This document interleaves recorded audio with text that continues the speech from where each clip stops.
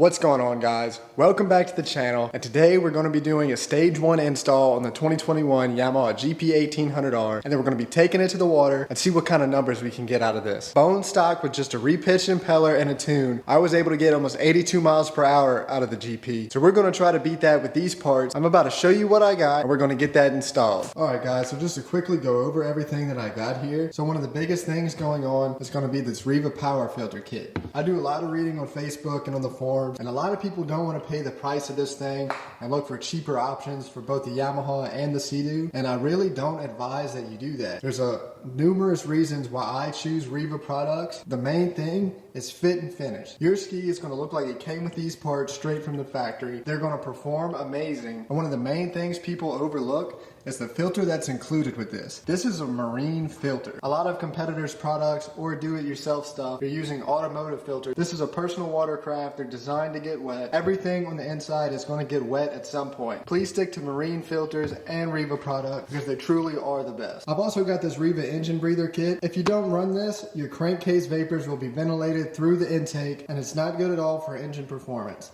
This is a must-have. I've also got this 1318 Solus impeller. This is going to help get our RPMs up and get our acceleration and top speed numbers up. So I'm going to move over to the ski and start getting this stuff installed and show you guys exactly how I do it. So once we get the seat off the GP, with the 2021 model year, we do have to remove this plastic secondary deck. There are 7 bolts holding that in. There's one in the back here, one here, another one on the opposite side, 2 in the back, another 2 in the front, one there and one there. After we get that secondary deck off, we do have to remove this panel. To do that, we've got a 4mm Allen bolt here, 2 of them right here in the glove box, 2 10mm bolts here, and another 3 4mm Allen bolts there. Once we get all of these bolts out, we do have to come in the front hatch. In here, we've got 6 Phillips head screws lining this panel. We have to take those out a bit, and those should pop out. And then we could take this panel out to get to another 10mm bolt behind it, holding this panel on. So once you get that panel out, you will see this 10mm bolt. That's the last one that has to come out, and then that panel will come off. After you get all the hardware off, this panel is good to come off. All you got to do is lift this mirror up, and then this panel will slide forward and pop out. The reason we took that panel off is to get this bolt out right here. This bolt will be replaced with the RIVA power filter kit, and that's going to be used for the mounting spot for the new filter. So after that, we're going to start taking apart this old air box. I'll first start by disconnecting this hose, and this will be used with the engine breather kit. That'll just pull right off. And then we're going to take off this intake hose with these 2 clamps, one here and one down there. I use just a flathead screwdriver to get those off. On the factory air box, we've got these clips going all the way around it, holding the front side of this on. I'm just going to snap those off. And this will come out. So I just slid the front side of the air box forward until I take this out, and then I'll have enough room to get it out. And we've got 4 bolts holding this on there. We've got 2 12mm bolts there and another 2 on the opposite side. Once we get that out, there is a zip tie that I'm going to cut here. And then at the bottom of this plate, there's 4 more 12mm nuts holding this mounting plate on, and I'm gonna go ahead and pull that out. So I've got all the stock airbox pieces out, and I just wanna show you guys, air is sucked in through this inlet and then pulled through the airbox right here. From there, it has to pass through this filter element. This is super restrictive. You're really hurting your engine performance with the stock filter setup. Your engine's struggling to breathe.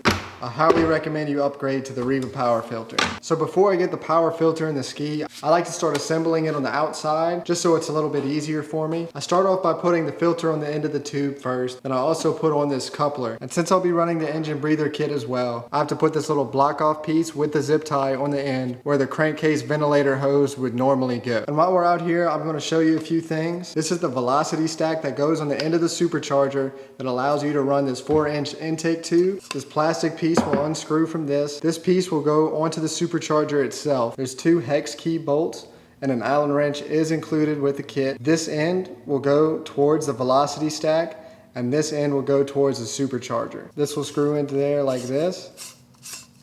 And then the coupler going to the intake tube will go on this side. While the intake tube is also out of the ski, I thread one of the mounting points into there, and this will go directly to the mounting bracket that we're about to go add. So coming back to this spot, this will be replacing the bolt that was here, and I'm using a supplied washer and lock washer, and that'll just go right back into there and thread it back in. On the back side of that bolt that we just replaced, you're going to want to put up this mounting bracket. That will go in the ski like that, and underneath it will be this washer. Take a look at this washer.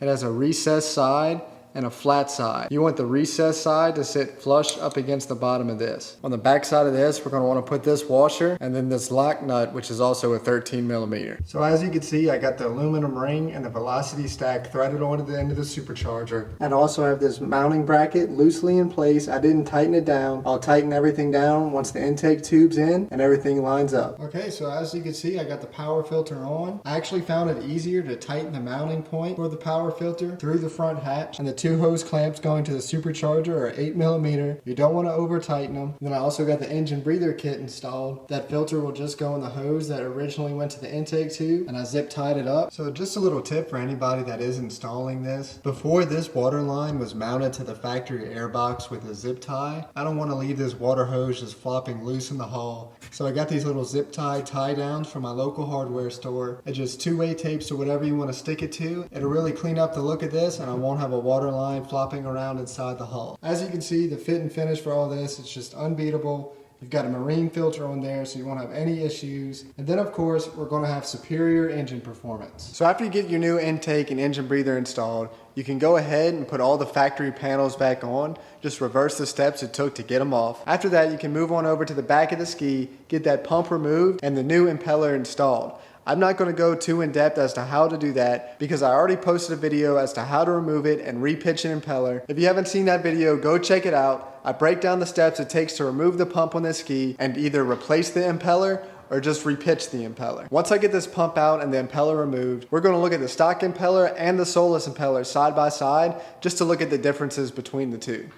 So I've got both impellers out now. The Solus impeller's on the left and the stock impeller's on the right. There's some obvious differences between the two. For one being the Solus is obviously polished. And if we look at the leading edge of both the impellers, the design there is different. And if we look at the side profile, the differences between the two are just quite obvious. From the stock impeller, we were able to get a wrench on the end of it to either take it off or put it back on. But the Solus impeller comes with this tool that will go on the end of the shaft and slide down and sit in some grooves in there to either loosen it or tighten it. You don't want to lose this tool in case you ever have to take it off. The Solus impeller also came with this nose cone. You could actually just set this aside. I don't put them on here. I found that you get the best results without using the nose cone on the end of this impeller. So I'm going to go put this impeller on the pump, get the pump back in the ski, and it's going to be time to head to the water and see just how fast this thing is going to go. I'm at the water and I'm letting this thing get warmed up. And to be honest with you guys, I really don't think the RPMs are going to be where I want them to be. I'm going to have to go back to the shop and repitch the prop to get the desired RPMs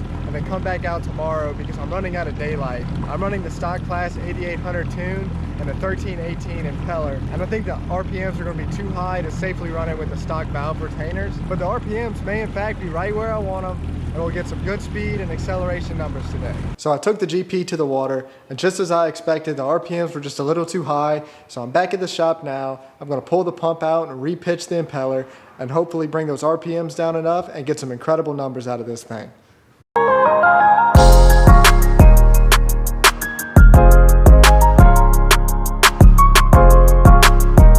Alright guys, so I got the impeller repitched, the pump back in the ski. Now it's time to head on over to the water and really see what this thing can do. I'm hoping to get 85 to 8600 RPMs out of this. So before I repitched the impeller, I was hitting the rev limiter, which happens to be 8800 RPMs. And for one, you don't want to hit your rev limiter at all. And two, 8800 RPMs is just too high for the stock valve retainers for my comfort level. I want to keep it around 85 to 8600 RPMs. If I could get the RPMs around that point, I'm hoping we get some really good top speed and acceleration numbers. From the last run out, I can tell you this thing really rips. You could really feel the difference compared to what it had on there before. And I think it's going to be super exciting to see what we can do. So enough talking about it, and let's head over to the water and see what this thing actually does. Just got the ski in the water. After I get this engine warmed up, I'm going to see where the RPMs are at, and if they're where I want them, we're going to go ahead and make some speed runs and see the acceleration and top speed of the RIVA Racing Stage 1 Plus kit with the stock class 8800 tune.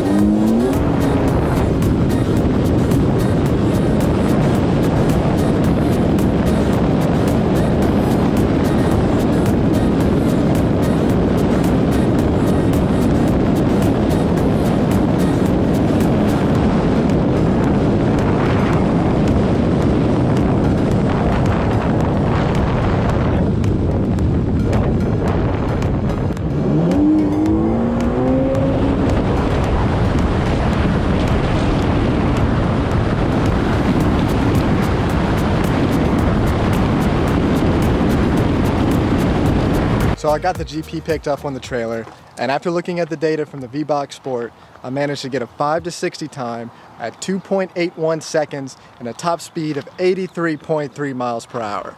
Now keep in mind, this is strictly a tune, an impeller, and an intake. Also, I want to say with the intake, you can really hear that supercharger starting to whistle, and it just sounds incredible. And I've gotten over 83 miles per hour out of this, and we're getting supercar acceleration speeds. I have to say, I'm thoroughly impressed with this kit and the way the GP is performing. There's so little miles in going this fast and accelerating this hard. It's also a humid day here in South Louisiana. It's 80-something degrees, and cooler temperatures, you could absolutely see better performance. For all of you guys that are wondering, what's the deal with the RXP? Why are we not modding that right now either?